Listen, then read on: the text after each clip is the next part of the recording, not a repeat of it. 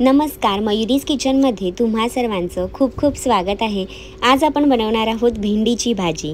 भेंडीची भाजी म्हटल्यावरती काही जणांना भेंडीची भाजी गिळगिळीत होते म्हणून ती आवडत नाही, किंवा बनवण्याची पद्धत वेगळी असते म्हणून काही जणांना ती आवडत नाही। पण आज आपण अशा पद्धतीने बनवणार आहोत की सर्वांना ही भाजी आवडेल आणि सर्वजण खूप आवडीने सुद्धा खातील। लहान मुलांना सुद्धा ही भाजी खूप आवडेल। तर काय करायचं, भेंडी स्वच्छ धुवून घ्यायची, पुसून घ्यायची, म्हणजे पाणी लागता कामा नये, म्हणजेच गिळगिळीतपणा जो आहे तो अजून पाण्याने वाढतो। त्याच्यामुळे काय करायचं, स्वच्छ धुवून कपड्याने पुसून सुकवून घ्यायची आणि त्यानंतर मग अशी गोल गोल कापून घ्यायची।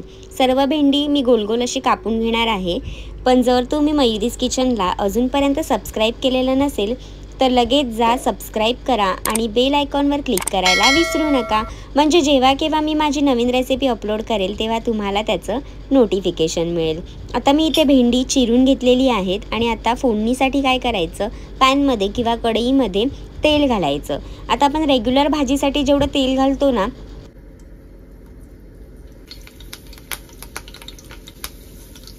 त्यापेक्षा थोडंसं जास्त घालायचं। तेल गरम झाल्यावर त्यामध्ये लसणाच्या पाकळ्या, कढीपत्त्याची पानं, जिरा आणि मोहरी घालायची। तडतडल्यानंतर एक बारीक चिरलेला कांदा घालायचा। मी इथे मीडियम आकाराचा कांदा वापरलेला आहे। अर्धा किलो भेंडी आहेत, त्याच्यासाठी एक मीडियम आकाराचा मी इथे कांदा बारीक चिरून घेतला आहे। आता कांदा सुरुवातीला आपल्याला छान परतून घ्यायचा आहे आणि मग आपण जी गोल गोल चिरून ठेवलेली भेंडी आहेत ती घालणार आहोत। आता मी इथे कांदा परतून घेतलेला आहे छान ट्रान्सपरंट होईपर्यंत। त्यानंतर त्याच्यामध्ये भेंडी ॲड केलेली आहेत आणि आता आपल्याला भेंडीचा जो पण काही चिकटपणा आहे तो सर्व निघेपर्यंत भेंडी आधी आपल्याला छान परतून घ्यायची आहे। तेलामध्येच आपल्याला झाकण ठेवायचं नाही, ओपन ठेवूनच आपल्याला भेंडीची भाजी जी आहे ती मीडियम फ्लेमवरती आपल्याला भेंडी छान मोकळी होईपर्यंत फ्राय करून घ्यायची। चिकटपणा सुटेल ह्याला, तो सर्व निघून जाऊन भेंडी मोकळी होतील तोपर्यंत आपल्याला ही छान परतून घ्यायची आहे। आता इथे 1 मिनिटानंतर मी पुन्हा ही भेंडी जी आहे ती परतून घेते, म्हणजे काय होईल, जास्त करपणार नाही खालच्या बाजूंनी, नाहीतर मग करपेल आपण जर तिला मिक्स करत राहिलो नाही तर। थोड्या वेळासाठी फ्राय होऊ द्यायचं आणि मग पुन्हा आपण हे मिक्स करायचं, म्हणजे भेंडी एका बाजूने जास्त जळणार नाही, सर्व बाजूंनी छान अशी ती क्रिस्पी होईल आणि जो चिकटपणा जो आहे तो सुद्धा निघून जाईल। आता इथे तुम्ही पाहू शकता चिकटपणा जो आहे, गिळगिळीतपणा तो दिसतोय। सर्व निघून जाईपर्यंत भेंडी छान मोकळी होईपर्यंत आपल्याला परतून घ्यायचे। तुम्हाला आता ह्याच्यामध्ये तारा दिसत असतील ज्या भेंडीच्या चिकटपणाच्या आहेत।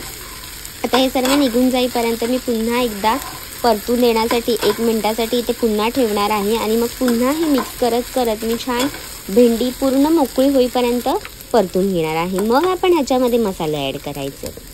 आता 2 ते 3 मिनिटानंतर तुम्ही ते पाहू शकता भेंडीची भाजी जी आहे ती छान अशी मोकळी झालेली आहे। ह्याचा सर्व जो चिकटपणा आहे तो सुद्धा निघून गेलेला आहे। आता ह्याच्यामध्ये मी लाल तिखट घालते 1 चमचाभर, त्यानंतर हळद घालते पाव चमचाभर आणि चवीनुसार मीठ घालायचं आणि हे सर्व मिक्स करून घ्यायचं। काही जण भेंडीची भाजी जी आहे ती चिकट होऊ नये म्हणून काय करतात, आधीच आपण भेंडी कधी परतून घेतो, पण तसं न करता असं डायरेक्ट तुम्ही ही भाजी नक्की ट्राय करून बघा, एकदम सुंदर होते। सर्व मसाले मिक्स झाल्याच्या नंतर वरतून बारीक चिरलेला टोमॅटो घालायचा आणि हे सर्व व्यवस्थित मिक्स करायचं। 1 मिनिटभर परतून घ्यायचं आणि मग भेंडीची भाजी जी आहे ती खाण्यासाठी तयार होते। खूप अप्रतिम आणि सुंदर अशी रेसिपी आहे। तुम्ही वरण भातासोबत किंवा चपातीसोबत भेंडीची भाजी खाऊ शकता, खूप सुंदर लागते। टिफिनला सुद्धा ही भाजी नेऊ शकता। तुम्हाला हवं असेल तर वरतून छान किसलेलं ओलं खोबरंसुद्धा घालू शकता, पण अशी सुद्धा ही भाजी खूप छान लागते। तुम्हाला माझी रेसिपी आवडली असेल तर मला कमेंट करून नक्की सांगा, लाईक करा, शेअर करा आणि सबस्क्राईब करायला विसरू नका। रेसिपी नक्की ट्राय करून पहा आणि निरोगी खा, निरोगी राहा।